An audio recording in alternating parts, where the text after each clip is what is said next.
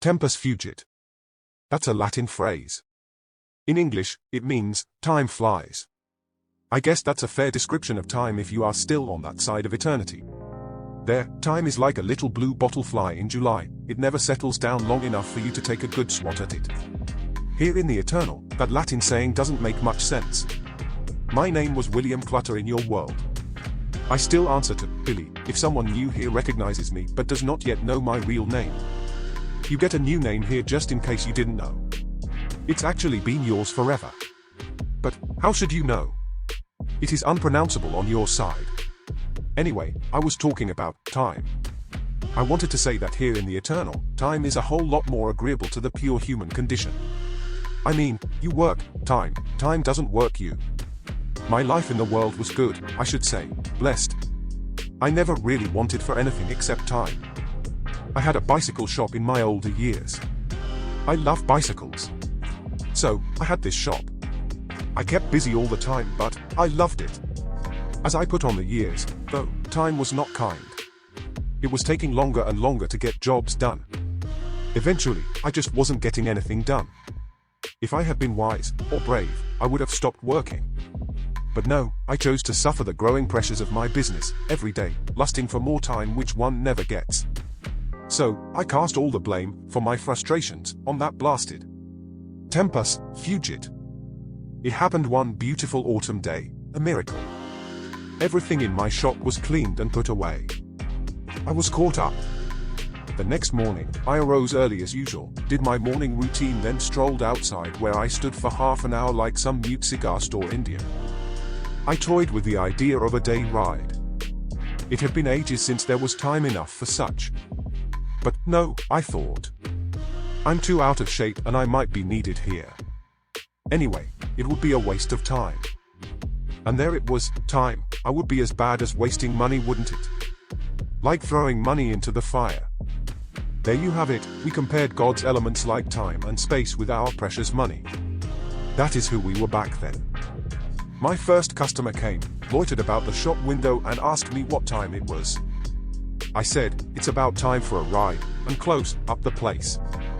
Yes, this ride was well overdue, but still, this guilt hung on me like a clinging little brat. I went back in and got ready for an actual day's ride. I walked past the back room, stopped, and stared at the one thing that could still claim to be unfinished business. It was an old bike I had rescued, seeing it was fixable. It had sat there for 3 years. Even yesterday I worked and cleaned the room all around this bike, which had become invisible over time, as things seemed to do. "Where are you going?" it asked. "Now, tell me that you don't talk to your bicycle. And then you don't expect them to talk to you, too? Oh, bikes talk. You just need to speak their language." I gazed at the clocks up above the old bicycle. "I'm going out for the day and you can sit here and quietly rust, just like you have been doing for the last 3 years. And I waited just a second for some smart reply, but for only a second. I went out and jumped on my bike with well-hidden guilt. I did not notice the crow outside the shop, nor did I see him follow as I rode away. The nightmare came back to me as soon as I had pedaled half a block. It was the work, unfinished, in the shop, and I couldn't figure out how to do it anymore. The bicycles were impossible in design. All the fittings were screwed up, metric and standard, and I wrestled with the stupid contraptions all night long. But last night's dream was different. I hadn't even remembered it until that moment. Perhaps it was the Herculean effort I put into yesterday's cleanup, I don't know, but the nightmare was the worst. The first part was the same recurring scuffles with work, but then, something different happened. Father Time was in my shop. He seemed benevolent at first, but then turned into a harlot. One moment she was a temptress, but then, a frightening hag. We fought and the struggle came to an end. The time was all gone, like forever. Both time and my work had finished me, forever. I stopped my bike to shake off the uneasiness and regain some level-headedness. But I hadn't realized where I stopped until I looked about. I was in the town square, at the foot of that monstrous clock tower the Commerce Guild erected 80 years ago. The town complained after it was finished, that the clock was too small and too high, that only the pigeons could read it. The guild said, partial, that it was the beautiful chimes that heralded the time. Those chimes quit functioning 25 years ago, so now this ghastly pillar only served to hold up the little clock for the pigeons. It was then I heard the faraway call from above, "Oh, William. William Clutter. You who? Up here." I looked around the square, but I was alone there, alone except for this bird begging my attention. "Willie, time's almost up, Willie," the suddenly annoying crow called as it flew down from his precipice. "My name is Bill, not Willie," I protested to the bird. "Now, you aren't surprised by a talking crow, You do know they can talk, don't you?" "No, not like a bicycle, of course." "Still, there are jabbering crows." "And," I inquired, "just what do you mean by, time's almost up?" He jabbered, Temple of Time, well I mean, Billy. Your church is about to close for good." "What are you going on about, you troublesome bird?"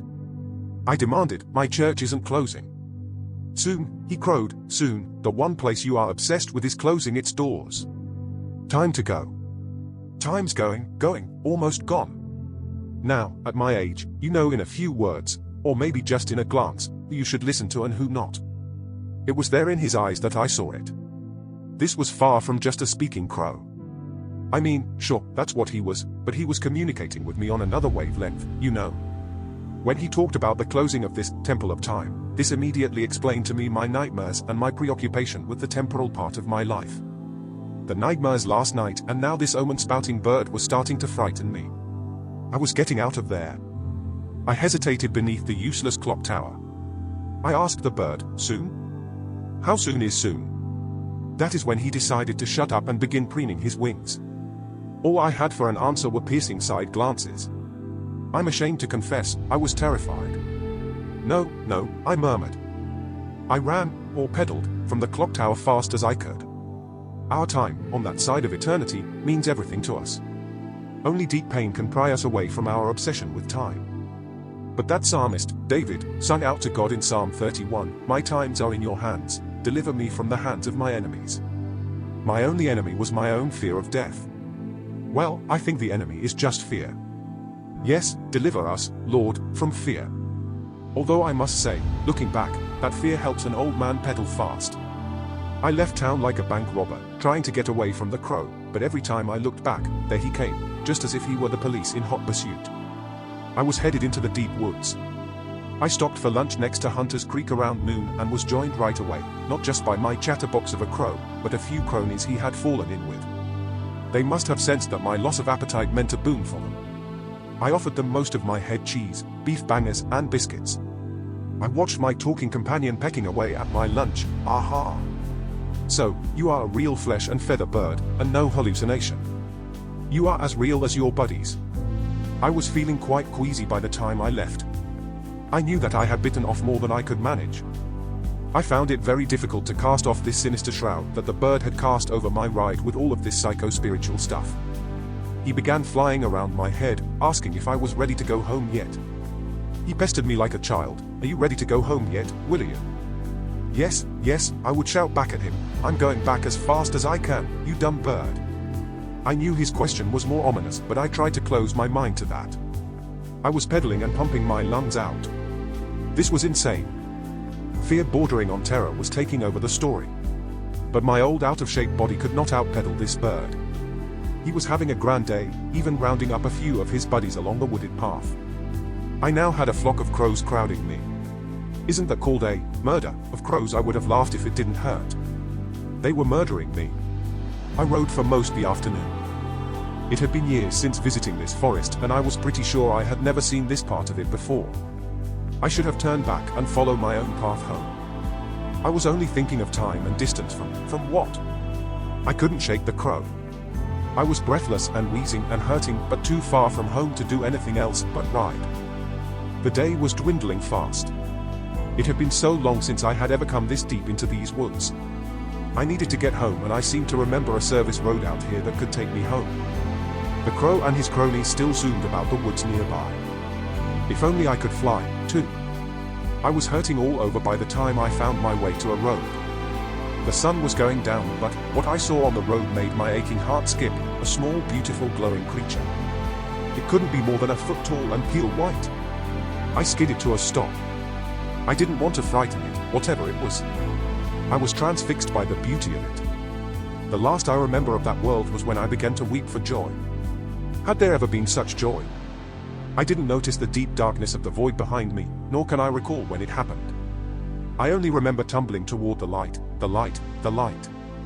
The road before me was a river of light and I fell headlong into it. And I remembered, in the beginning, he created the light.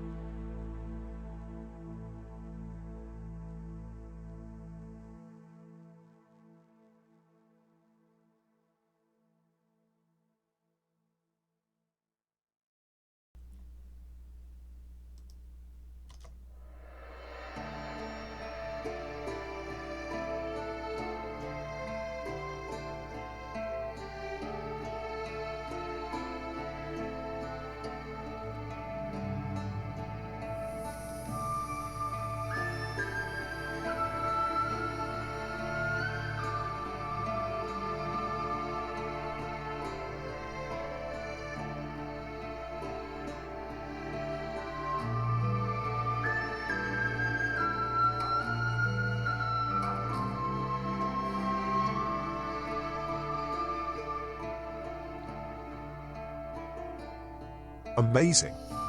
That is all I could say sitting there.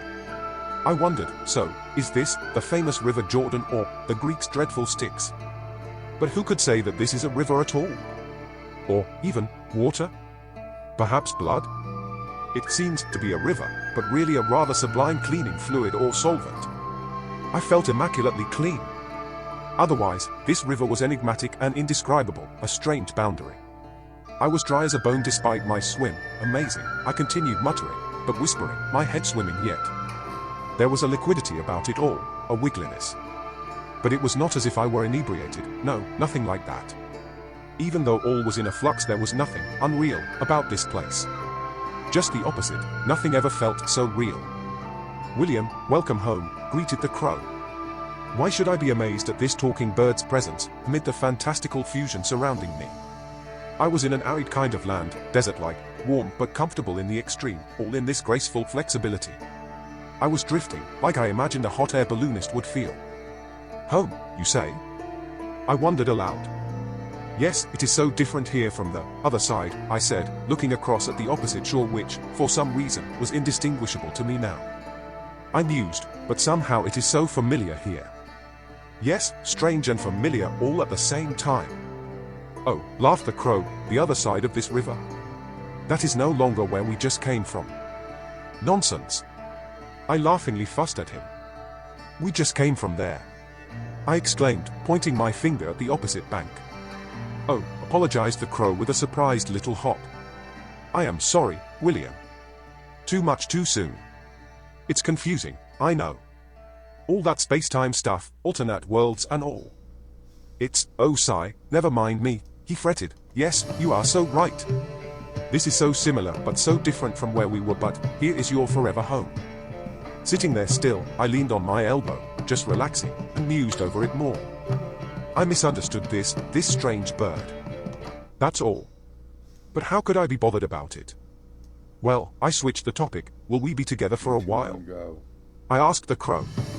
Yes, if it pleases you. Yes, of course, I softly agreed, then muttering to myself, I sort of like crows, anyway.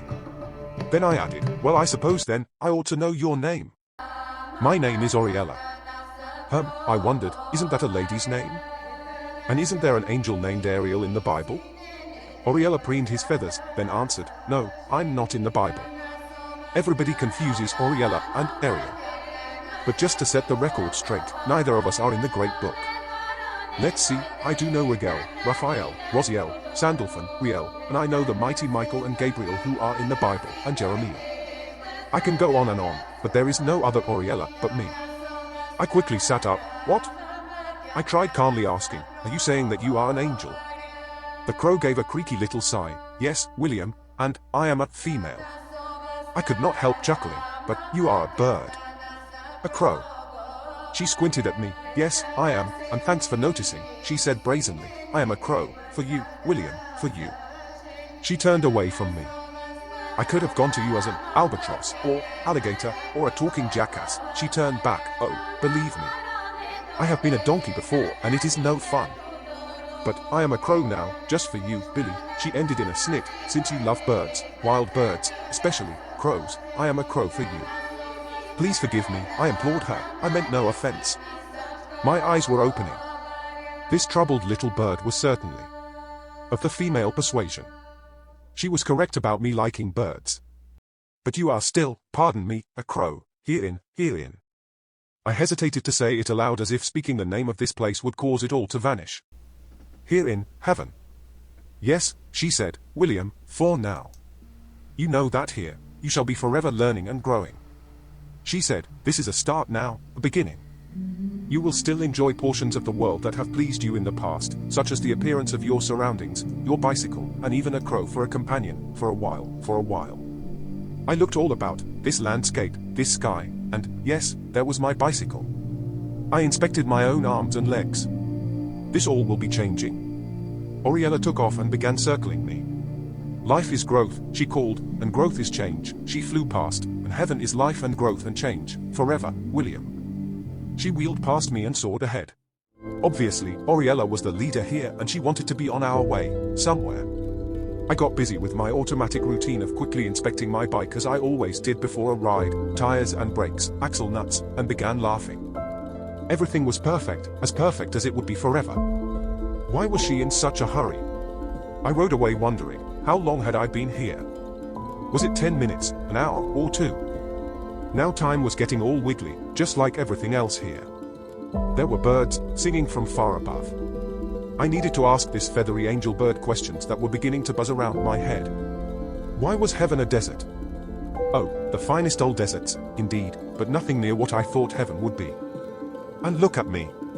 I look as old as I did in that world behind. Where were the other heavenly denizens, my family, father and mother, I wanted to know. I puzzled on such things as I followed this distant angel guide on my bicycle. How was it possible to keep up with her? That was another question. I felt no fatigue even after what was certainly many miles. I felt like an Apollo on the pedals. We traveled over very old ground. How can a landscape be called old? But it was. And soon we were passing ruins in heaven. Who could imagine? I had to stop, not that I was tired, but just curious. Oriella swiftly returned to me. I would start with an easy question. Where are we going, may I ask? William, you must be hungry, you not? I am taking us to meet some friends for a meal. I realized she was right the instant she mentioned a meal. Oh, yes. Again, you are right. I excitedly answered and all the questions vanished out of my head. She laughed, then looked around and then at me, and you wonder about these old dwellings going back to the ground. Yes, I answered, I did not expect ruins and such decay here. And where are the owners? There is no decay here, William, she explained. You have seen a butterfly leave its cocoon, haven't you? This is the same. God's children outgrow their first heavenly dwelling and move on. Soon we will see some beautiful new dwellings just finished by their new occupants. Oriella said that many move on, but many stay for ages and ages. Again, I followed her over gently rocking hills of burnt sienna and raw umber, reds and gold. My eyes were drunk with the rich hues, and effortlessly I flew across the landscape. It must have been after miles that we neared the first new building. I realized I was still not fatigued at all, no sweat, none of that tatty scruffy feeling after a long ride despite the warmth and dust. Here we came upon several other very old deserted mansions, quickly on their way back to the dust. I thought about what she said, and perhaps those who once lived here learned that they did not need shelter anymore. I shouted up at her, do you think that I will ever learn that I do not need food? Come. She called, you'll not starve, good William. My friends have arranged a feast. It is not far now, just a couple of houses and a couple of miles ahead. I couldn't help but wonder, by the word, friends, do you mean bird friends or angel friends or human friends?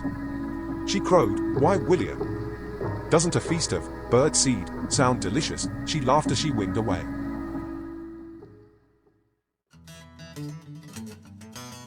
My mind was imagining heavenly banquets and great reunions with relations and friends.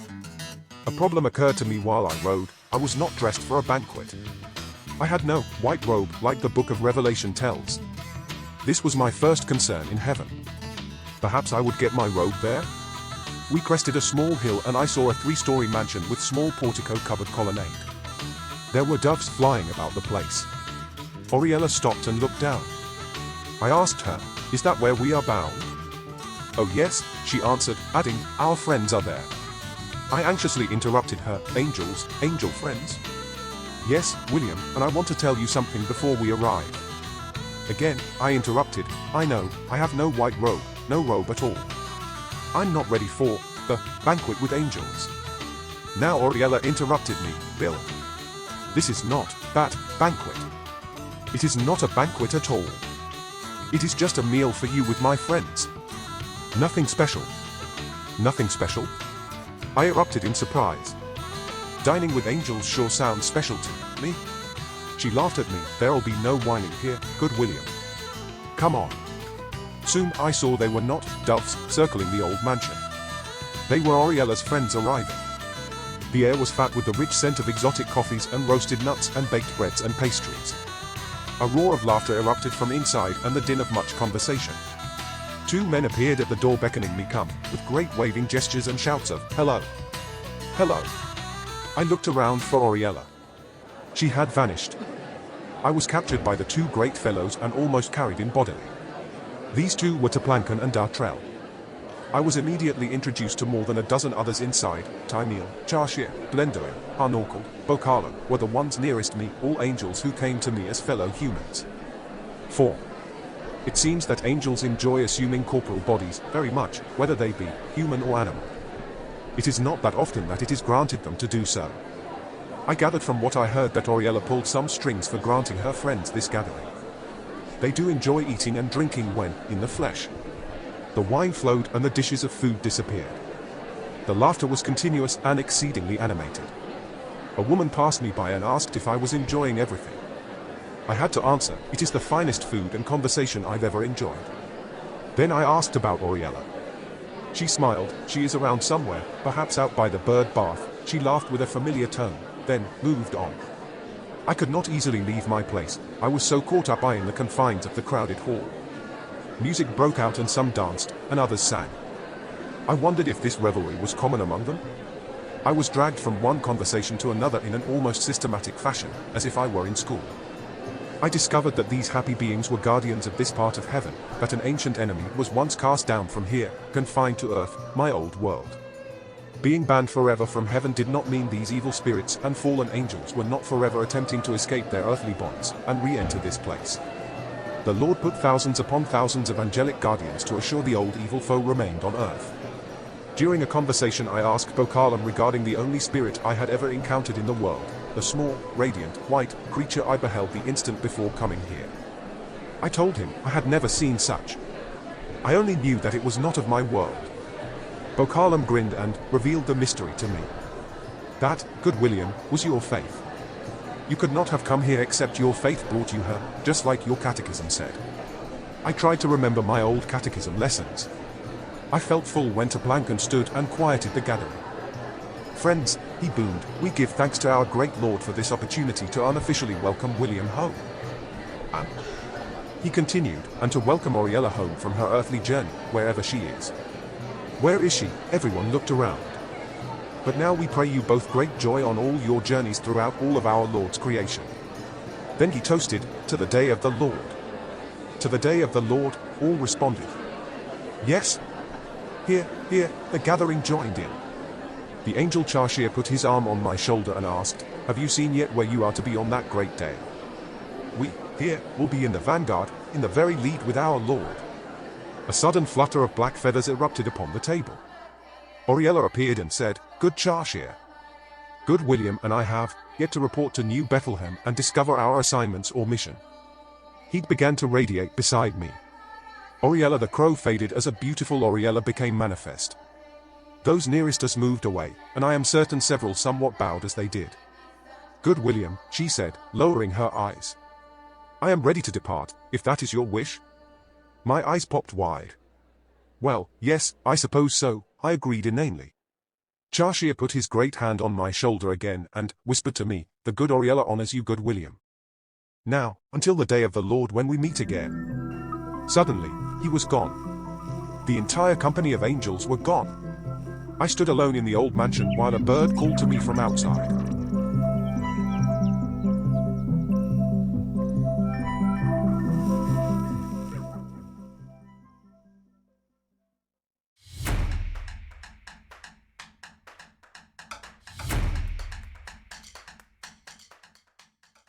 Angels were gone, but their revelry lingered. How did I, a modest old bicycle mechanic, become included with associations like these, like almost family? I waited outside for Oriella to finish her goodbyes, feeling, not depressed, but confused. Who said that we would know it all in heaven? And why were my clothes suddenly red? My angst must have painted my face red, too. I looked up at the laughter, at Oriella's laughter. "Good William," she exclaimed, "what is the matter? Why do my garments keep changing themselves? Why am I red? What is this day of the Lord? And what assignments are in New Bethlehem? And where is this place we are going? Good William, you are in a fix," she laughed. "So, let us fly and ride and teach and learn our way out of your fix. We will do it on our way to New Bethlehem, because my job, good William, is to help you adapt to your home." And this is what she did as we finished traveling across the desert land and neared the mountains. I learned that I was a spirit now, in heaven, and that is how I would remain until the day of the Lord, when my Creator would raise my physical body in the great resurrection of the dead. On that day there would be a new heaven and a new physical world upon which the new heaven would rest. Until that day comes, I was spirit. My problem was that I always thought that the physical world was more real than the spiritual realm, which is backwards. I learned that my fluctuating garb was because they were a product of my ever-changing, inattentive mind. I believed I needed clothes, and so I was clothed in whatever attire was floating through the unseen depths of my mind. Oriella said it was that way for everyone arriving home as they became familiar with being spirit. My assignment in New Bethlehem would be the same as it was in the world from which I came, meaning, my assignments were those I met, the well-being of my relationships were my assignments. Simple? Simple. This spirit thing, though, would take much getting used to. My spirit was the real everlasting me. Not my poor old world flesh. My mind could not escape Oriella's jolting revelation that I was a spirit. Did I not still possess a body, a fickle one, I admit. And I wasn't a ghost, which is good because those were evil trickeries, but I was like Oriella's kinfolks, although not really. This would take a while to soak in and take hold. I was so preoccupied with these things that I didn't realize my path was on a steep mountainous incline. I felt no fatigue climbing out of the desert. I saw rich emerald forests gathering and thickening on the passing mountain flanks. And then, I saw people in heaven for the first time.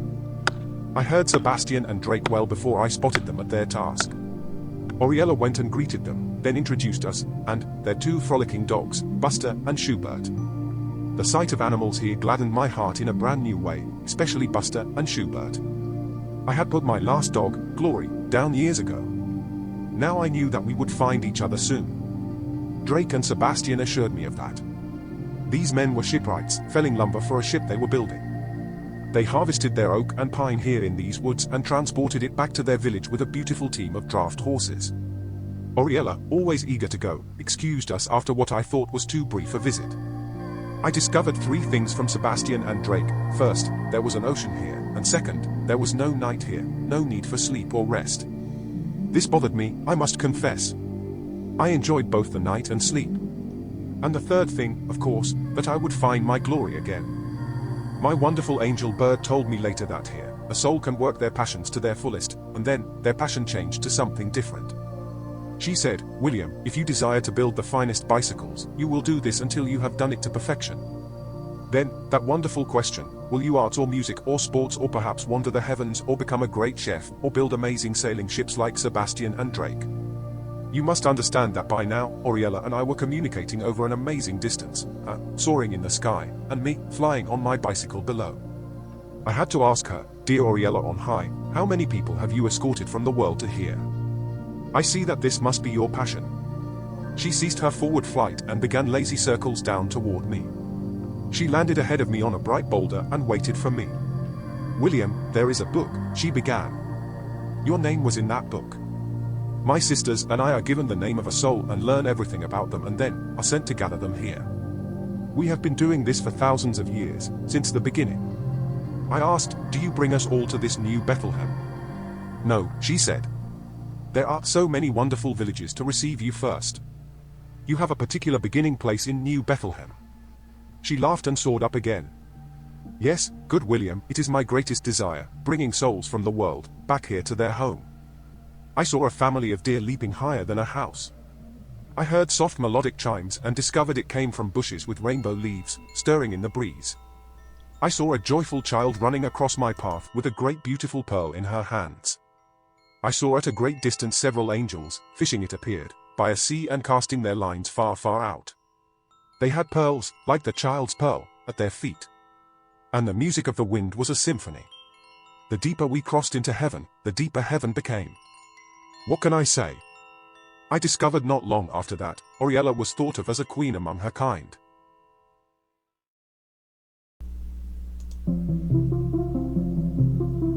Oriella was at serious play. With her winged friends they snatched blossoms, on the wing, from the flower-carpeted forest floor, then scattered them amongst the trees.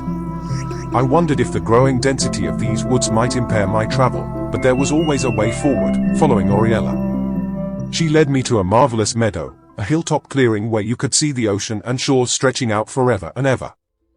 I sat and stared. An odd nameless striving or mysterious straining was brewing within me. I asked Oriella about this feeling, like a cup, begging to be filled. She said, "William, look now, how you have changed from since we crossed." She held up a reflection for me to see. The years were falling from my visage. I no more was old. Oriella just said, "Liminality." I repeated the word, questioningly. She explained, "The change you are experiencing does not come all at once, William. Your longing is the longing to become who you were created to be, and that you shall soon be, dear friend." I pondered this as my eyes drifted toward the far-off fishes. There is something wonderful and important, I strained for words, something important to me, happening out there. I pointed to those fishing on the distant shore. "What are they doing?" Oriella stepped, as it were, from the crow she was, into her angelic self. I shuddered a bit and stood back from the dynamism of her presence. It was formidable, like standing too close to a huge electrical generator or right next to an idling locomotive. "In that world from where we came," she began, "the sea circled the earth. That great deep you see out there," she swept her hands across our view, "that deep does not circle a world, but it is everything, all worlds, all of the Master's creation. Do you see, William? That is not the way to everything, it is everything, the face of the deep as Genesis tells." I tried to see the line of the horizon, but could not. The sea and the sky were really one. And I remembered the second verse of Genesis, "And the earth was without form, and void, and darkness was upon the face of the deep. And the Spirit of God moved upon the face of the waters." The sea was altogether everything as the sky was all in all. I was no longer confused by this because I could see it, and understand it, even if words could not bear or relay the weight of its meaning. Oriella went on, "And those you see on the shore, they are casting out for those souls of mankind who never saw the light of the world, but were taken before they were born. The Master will not have one lost. Those young souls are brought back home and here they will have birth." I suddenly asked about the little girl I saw, carrying that pearl, or soul. Oriella put out her hand for me to pause, and said, "She appeared to be a child, but she, and many like her, have been here for centuries of your old time. She is like a mother bird to that pearl, as you called it. She will care for that life to birth." I looked at my wonderful friend. "I feel that this is my business, but what have I to do with any of this?" She looked at the flowers about her feet. "William, I am like you. There are many, many things I do not know. I, too, am learning things every day. But I do not have an answer. Much will be revealed in the day of the Lord. I know your questions have answers waiting in New Bethlehem. We left that meadow and our way led us back into the mysterious woods. I kept waiting for the day to burn away and evening to follow, but no. The day, the forever day, and the forever light continued unabated. That meadow was the summit of our trip and we were on a downhill trek. Then, we were out of the forest, with New Bethlehem in view. Oriella called down to me, "New Bethlehem waits for you, William. It is yours now. I will leave you until you want me. And I will call on you later." I had no chance to reply because she vanished with her words. It was a regretful parting because Oriella was now a friend and everyone laments the disappearance of a friend. What sadness I felt was immediately overwhelmed by my joy at hearing Glory, happily barking as she romped through the tall grass and out onto the trail toward me. It is written that there will be no weeping in heaven. If this is so, I cannot explain what was rolling down my cheeks as I gathered my dog to my breast. Glory and I lingered on the hilltop above the town, getting reacquainted. This was a good day, a forever good day.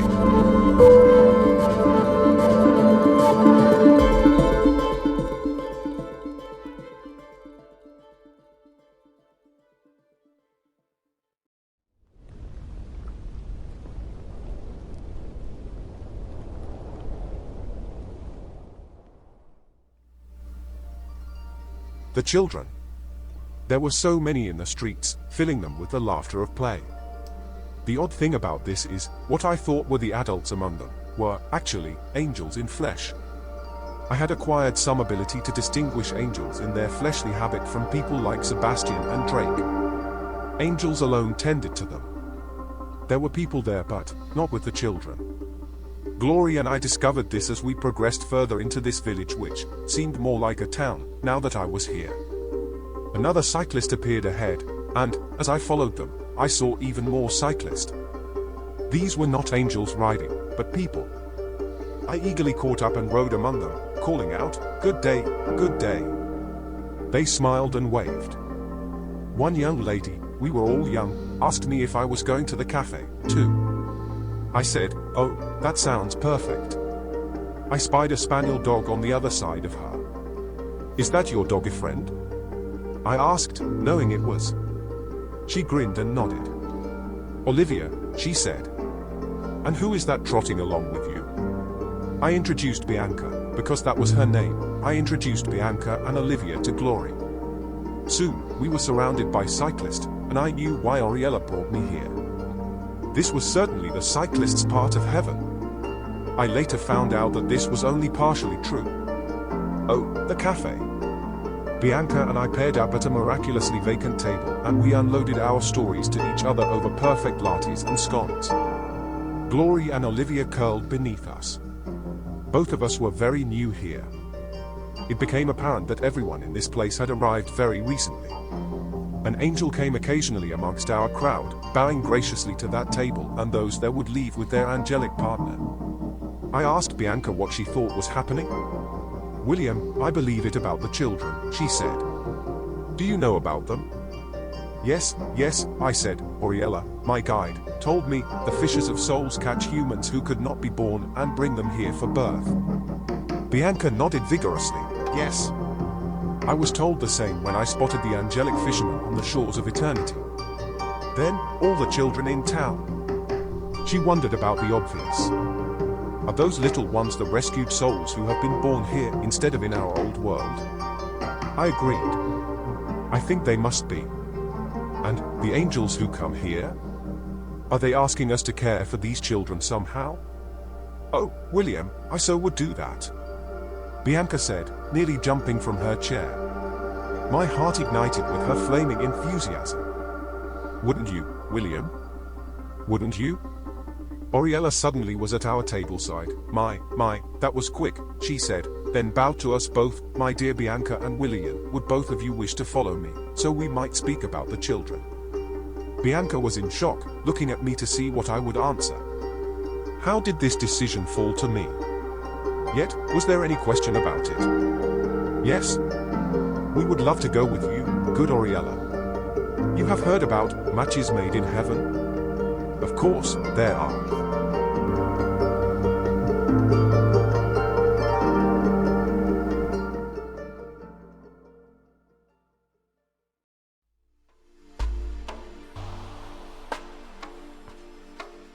Bianca and I, Anne, Olivia and Glory, all discovered that being spirit, there was no interval in moving from one place to another.